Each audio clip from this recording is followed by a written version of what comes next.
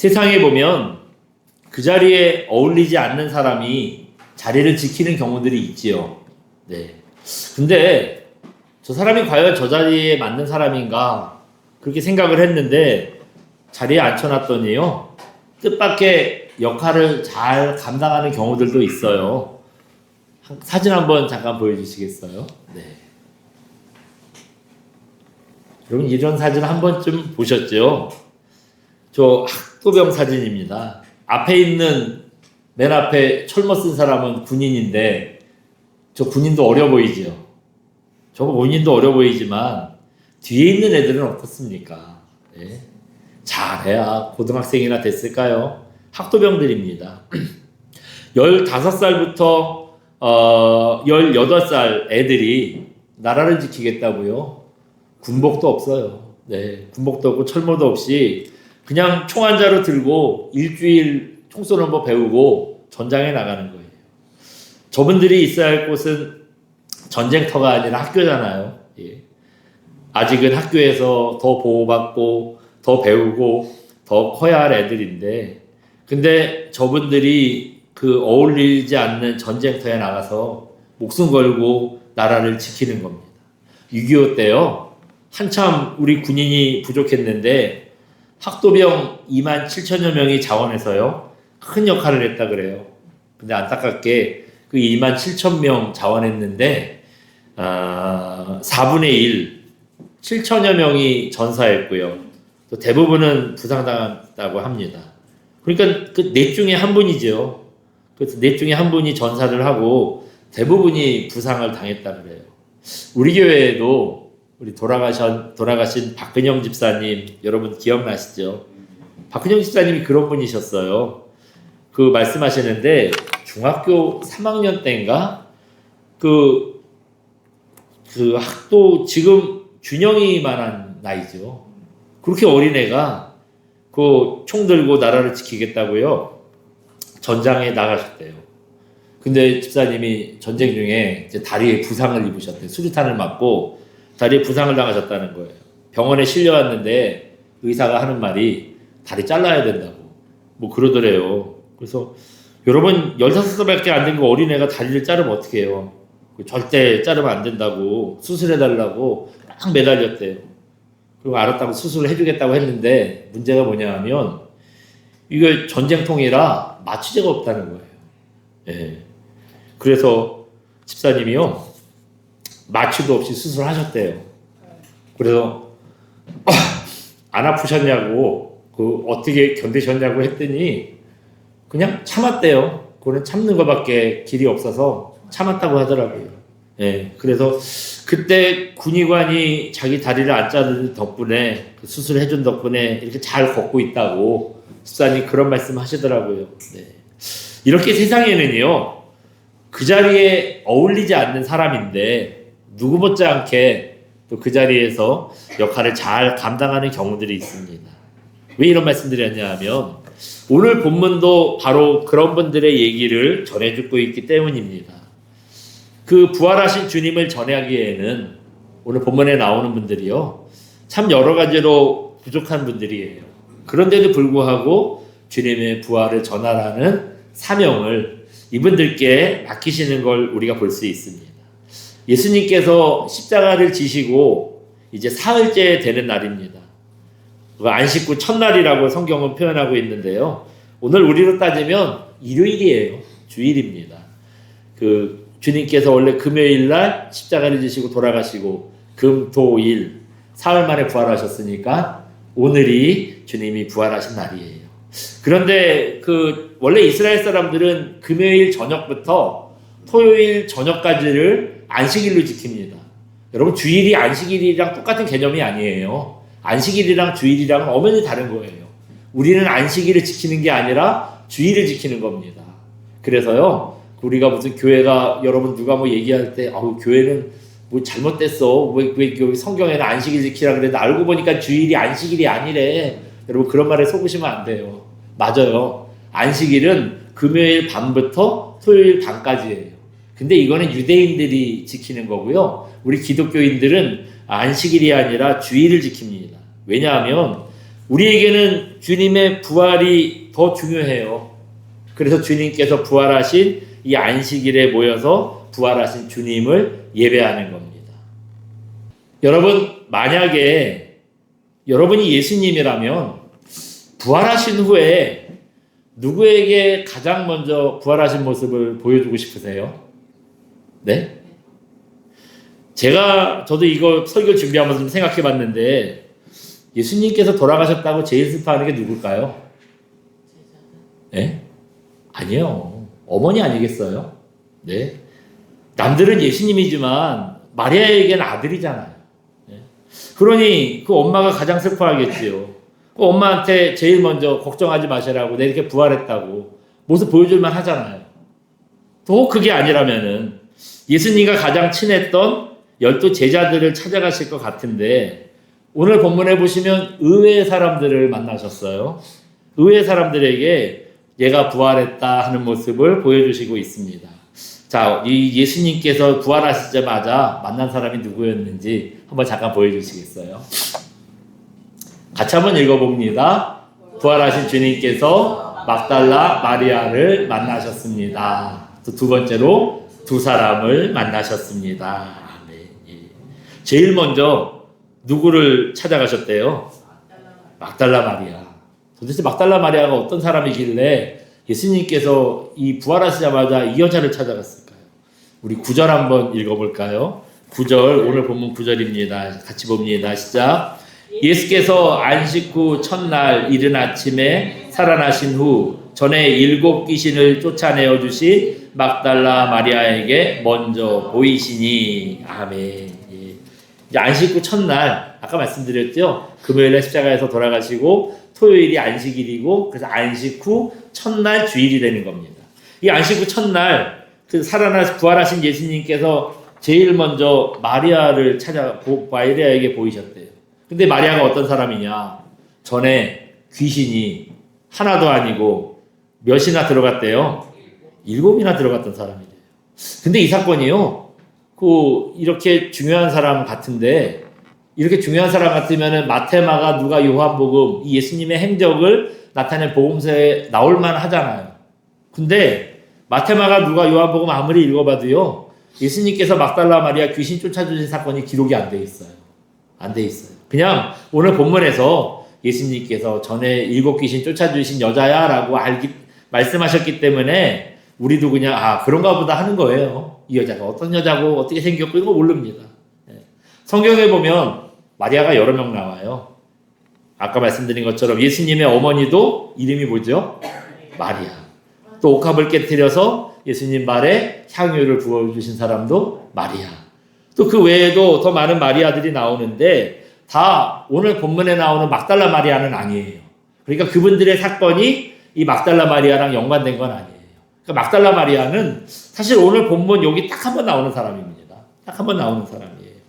여러분, 부활하신 예수님께서 제일 먼저 이 막달라 마리아에게 나타나신 게 부활에 어울리는 일이었을까요? 그건 아니었어요. 왜 그러냐 하면 당시 여자들은요, 사람 대우를 받지 못하던 시대였잖아요. 그래서 여러분 성경 읽어봐도 어때요? 오병이어의 기적 같은 거 얘기할 때 그 여자와 아이들을 빼고 5,000명이었다. 그런 말씀 있잖아요. 왜 빼? 기분 나쁘게. 근데 그게 당시 문화예요. 여자랑 아이들은 빼는 거예요. 그럼 어떤 사람들만 숫자를 세느냐? 20세부터 60세까지의 남자들. 이 사람들만 세는 거예요. 그러니까 늘 그 성경에 나온 숫자고, 이게 성경이 그래서 그런 게 아니라 당시의 문화가 그래서요, 당시의 모든 문서에는 여자랑 애들은 기록이 안 돼요. 우리나라도 마찬가지고 동서고금 어딜 말해도 이 당시에는 다 그랬어요. 그래서 항상 숫자를 생각할 때에는 기록하고 있는 거에서 플러스 알파로 생각을 하셔야 하는 겁니다. 그래서 어떤 일에 증인을 찾을 때도요, 여자들은 증인에서 뺐어요. 여자들이 아무리 내가 봤다 그러고 내가 경험했다 그래도요, 그 말을 인정을 안 했어요. 법정에서 그 증거로 채택이 안 되는 거예요. 오직 남자들만 증인이 될 수 있었어요. 그러니 예수님께서 부활의 증인을 세우시려고 했다면 누구한테 찾아가셨어야 해요? 누가 됐든지 남자를 찾았어야 돼요. 누가 됐든지 남자를 찾았어야 돼요. 그런데 이 여자에게 제일 먼저 나타나신 거예요. 또 마리아가 금방 어떤 사람이라 그랬어요? 귀신이 7이나 들린 여자라 그랬어요. 안 그래도 증인으로 인정받지 못하는 여자인데 이 여자가 아침 정초부터 그냥 대바로 아침부터 아침부터 와가지고 내가 주님 봤다고, 주님 금요일날 돌아가셨는데 내가 부활한 주님을 봤다고, 여러분 한번 믿겠어요? 귀신이 나간 줄 알았더니 제가 병이 도졌구나, 예수님 돌아가셔가지고 충격이 심했구나, 이렇게 생각을 하겠죠. 그래서 11절 보시면 주님이 부활하셨다고 말하는데요, 아무도 안 믿었다 그랬어요. 아무도 믿지 않았다, 그렇게 얘기합니다. 또 부활하신 주님께서 두 번째로 누구를 만나셨다 그러죠? 네, 저기 보시면 두 사람을 만나셨습니다 그랬어요. 두 사람 만났대요. 밑에 우리 읽은 12절 13절 보시면 그렇게 말씀하고 있죠. 여기서 보시면 뭐라 그래? 그 후에 그들 중, 그 다음 뭐라 그래요? 두 사람이 걸어서 시골로 갈 때 예수님께서 그 사람 만나셨다, 이런 얘기를 해요.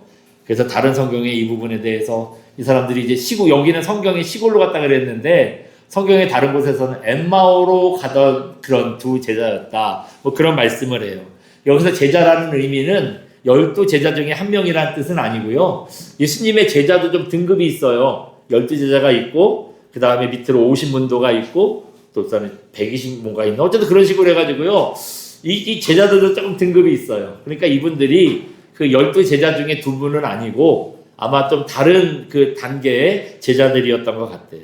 그리고 그 여기서는 그냥 두 사람이라 그랬는데 같은 사건을 기록하고 있는 우리는 마가복음 봤죠? 누가복음 24장 18절 보시면 한 사람의 이름을 얘기해요. 이름이 뭐냐 하면 글로바였대요.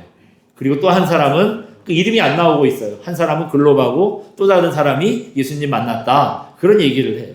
그럼 그렇다면은 이 이름까지 알려준 글로바는 성경에 그럼 잘 나오고 중요한 인물이냐?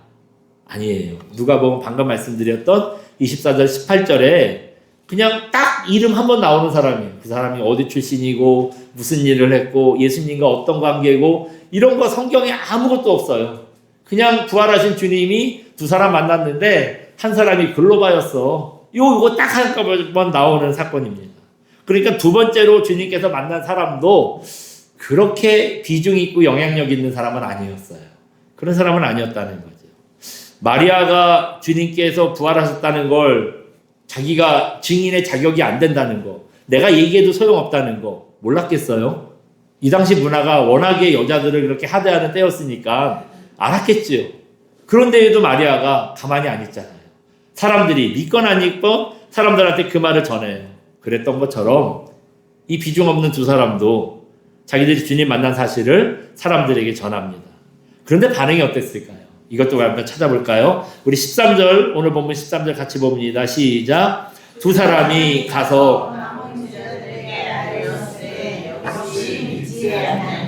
아멘. 네. 마리아랑 반응이 똑같았어요. 네. 마리아도 안 믿었는데 그 이분들은 남자들이잖아요. 믿을만한데 역시 안 믿었대요. 여기 보시면 그러잖아요. 13절 하반 중간쯤 보시면 그냥 안 믿는 것도 아니고 역시 안 믿었다. 사실 우리 같아도 믿을만하지 못하지요. 분명히 돌아가신 분이 3일 만에 갑자기 뭐 살아나셨다고 하고 막 봤다고 하니까 사람들 못 믿을 만한 일이죠. 그런데 신명기 19장 15절 보시면은요 이런 말씀이 있어요. 한번 잠깐 보여주시겠어요? 예. 같이 한번 읽어봅니다. 한 증인으로만 정할 것이 아니요 두 증인의 입으로나 또는 세 증인의 입으로 그 사건을 확정할 것이며. 신명기 19장 15절 말씀. 아멘. 유대인들이요 저 말씀 때문에 여자들은 증인으로 안 믿는 거예요. 그리고 남자들도요 하나가 얘기하면 안 믿어. 몇 명이 얘기해야 된대요? 2명이나 3명이 얘기해야 그게 이제 증거의 효력이 있다는 거예요. 그런데 오늘 본문에 보시면 부활하신 주님을 만났다고 몇 명이 얘기했어요? 2명 얘기했잖아요. 글로바나 또 한 사람, 2명이 얘기했어요. 여러분, 2 사람이잖아요. 그러니까 주님이 부활하셨다는 거 믿어야 돼요? 안 믿어야 돼요? 그렇죠. 믿어도 확실히 믿어야 돼요. 증인이 분명하잖아요. 봤다는 사람 분명하잖아요. 증인이 분명한데도 그런데도 못 믿겠다고 하는 겁니다. 그럼 이제 다시 우리 제자들 얘기로 조금 돌아가 보죠. 주님께서 부활하셨다는 사실을 전하는 증인들도 있는데 이 주님의 부활을 제일 확실하게 믿어야 되는 제자들이요, 안 믿었어요. 다른 사람들은 어땠는지 몰라도 어쨌든 이 12명의 제자들은 안 믿었어요. 안 믿었습니다. 주님께서 얼마나 이거 알고 섭섭하셨을까요? 예. 주님께서 근데 여러분 아무 예고 없이 갑자기 십자가를 지시고 갑자기 부활하시고 그런 게 아니에요. 이미 그 사전에다 말씀을 해주셨어요. 어디에 그런 말씀이 있느냐? 마가복음 8장 31절입니다. 한번 보여주시겠어요? 같이 봅니다. 마가복음 8장 31절 말씀.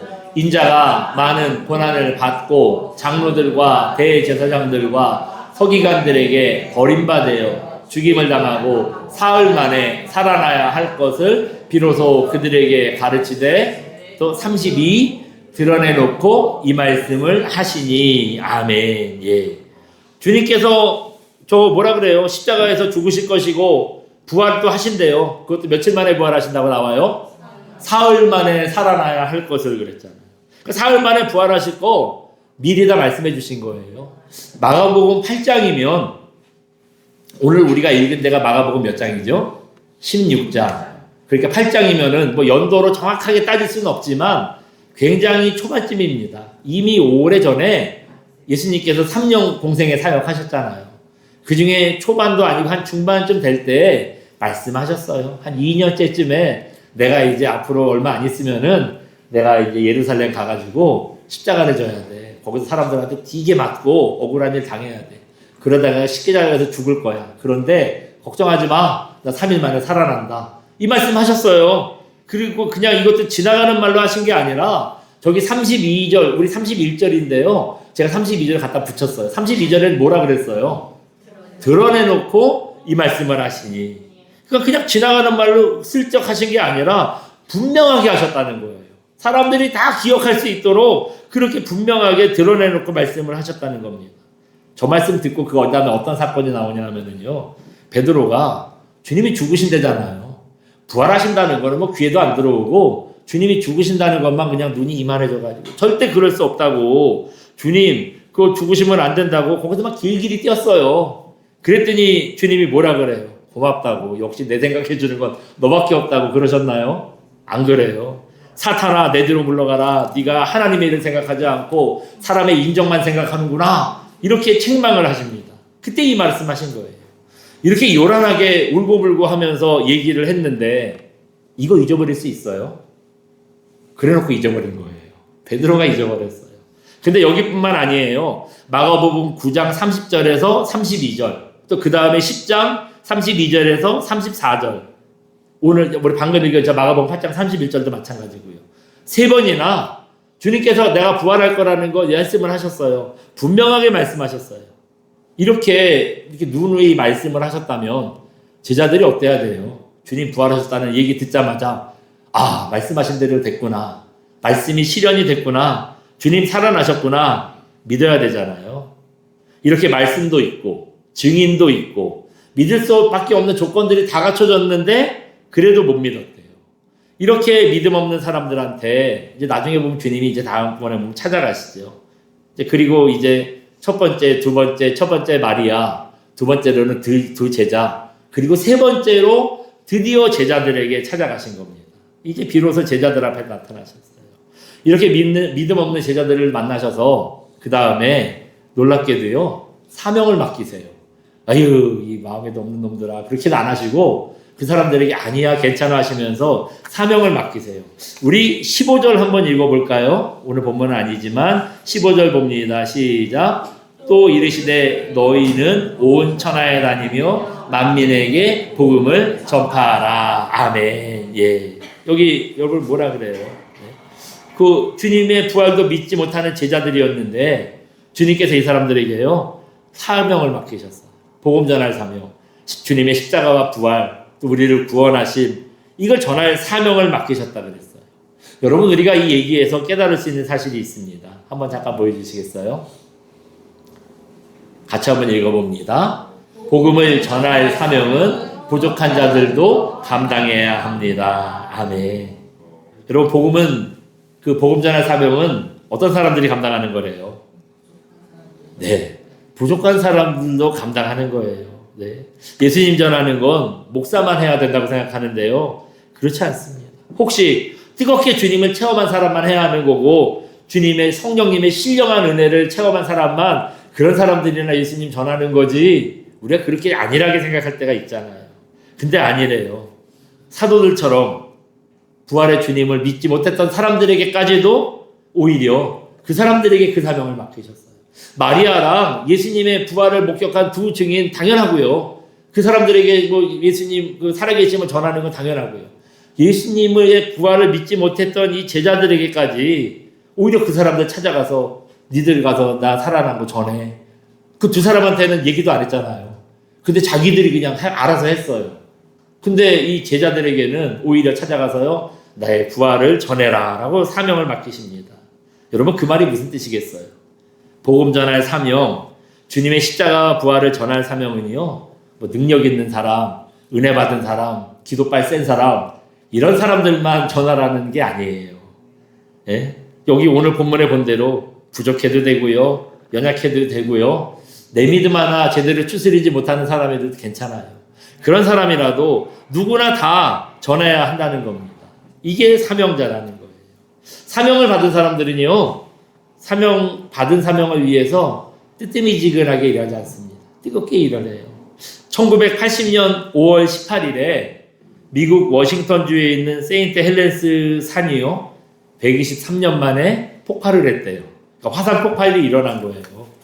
이날 화산 폭발이 얼마나 크게 일어났는지요.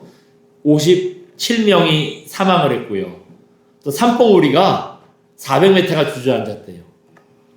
여러분 400m면 도대체 얼마나 높은 걸까요? 저기 심악산 몇 m나 되는지 아세요? 거기가 한 100m 될까요? 한 200m 될까요? 갑자기 궁금하네. 뭐 어쨌든 그만한 높이가 없어진 거예요. 화산 폭발이 빵 터지면서요. 그 산 꼭대기가 날아가 버린 거예요. 그냥 어마어마한 폭발이었다 그럽니다. 며칠 전부터 화산이 폭발할 조짐이 보이니까 뭐 과학자들 뭐 그다음에 그것도 사진 찍겠다고 사진 작가들 그다음에 구경 오는 사람들 화산 꼭대기 근처까지 막 대기하고 있었대요. 근데 막상 화산이 터질 조짐이 나타나는데 이게 보통이 아닌 거예요. 그래서 갑작스럽게 사람들이 막 급하게 철수를 합니다. 근데 딱 한 사람 사진 작가 로버트 랜스버그라는 사람이요. 이 사람이 끝까지 남아요. 이게 자기가 이제 그 사진 찍고 이거 관리하다가 피할 타이밍을 놓친 거예요. 피하기는 너무 늦었다 생각을 하고 이 사람이 마지막 순간까지 화산이 폭발하는 사진을 찍습니다. 그리고 죽기 전에 카메라를 얼른 배낭에 넣고요. 그 배낭을 품에 안았대요. 그리고 이제 화산 폭발된 지 17일 만에 화산재로 덮여있던 이 랜스버그의 사진을 이 랜스버그 사람을 찾습니다. 이 사람 찾아가지고 뭐 시신을 수습해 보니까 배낭을 품고 있는데 그 배낭에 뭐 있나 열어보니까 사진기가 들어있더래요. 그래서 이 필름을 한번 찾아보니까 그 마지막 순간에 화산이 폭발하는 장면이 찍혀 있더라는 거예요. 그때 남긴 사진 한번 잠깐 보여드릴까요? 네. 실화예요, 실화. 저 맨 위에 왼쪽 끝이 화산이 저기 지금 저것도 너무 가까이서 가지고 저 먼데요. 저 멀리서 가까이는 가지도 못하고 저 멀리서 찍는 건데 저 왼쪽에 맨 위에 있는 사진이 화산이 폭발하는 순간이고요. 그 다음부터 이제 점점 커지는 거고요. 저 오른쪽에 있는 가장 큰 사진은 마지막으로 이제 화산재가 자기에게 막 쏟아지기 직전에 마지막으로 저 사진을 찍은 거래요. 그냥 보면 별로 그렇게 사실 그렇게 대단해 보이는 사진 같지는 않아요. 근데 저 당시가 1980년이라고 그랬잖아요. 지금처럼 무슨 뭐 드론이 있어가지고 화산이 폭발하는데 실시간으로 바로 옆에 가가지고 막 그 하다 동영상으로 전송해 오다가 화산 맞아가지고 그냥 떨어져서 망가지면 끝이고 이런 상황이 아니잖아요. 누군가 가서 찍을 수밖에 없는 상황이에요. 그러니 뭐 여태까지 저렇게 가까이에서 화산이 폭발하는 장면을 연구해본 기록을 남겨본 사람이 없다는 거예요. 그래서 저 사진이요 지질학적으로 굉장히 가치가 있다고 합니다. 화산을 연구하는데 되게 중요한 자료가 됐대요. 여러분 저게 바로 사명자의 삶이 아니겠어요? 능력이 있고 없고 뭐 은혜를 받고 안 받고 그런 거 다 떠나서요. 우리는 누구나 다 주님의 십자가와 부활을 전할 사명을 받은 사명자라는 겁니다. 오늘 본문에 나와서 우리가 살펴본 사람들 누구 하나 사명을 감당하기에 예수님을 전하기에 그 자격이 충분했던 사람들이 아니었잖아요. 하나는 여자였고 하나는 별로 둘은 또 지명도 있는 사람도 아니었고 무엇보다도 예수님의 제자라는 사람들은 믿지도 않았고 주님께서 그렇게 얘기를 했는데 믿지도 않았고요. 충분한 자격이 있는 사람들이 아니었잖아요. 그런데에도 사명을 받았고 받은 사명을 위해서 이분들이 기꺼이 순교의 제물이 될 정도로 자신을 내어드리고 하나님께 충성했던 분들입니다. 우리는 여러분 이 사실 마음에 깊이 새길 수 있기를 바랍니다. 그래서 내가 가진 상황과 능력에 매이지 말고요. 주님의 십자가와 부활을 전해야 될 사명 우리가 받았다는 것, 그리고 이 사명을 어떻게 감당해야 하는 것, 꼭 이거 열심히 전하는 충성된 종들 되시기를 주님의 이름으로 축원드립니다. 오늘 성찬식이 있습니다. 그래서 오늘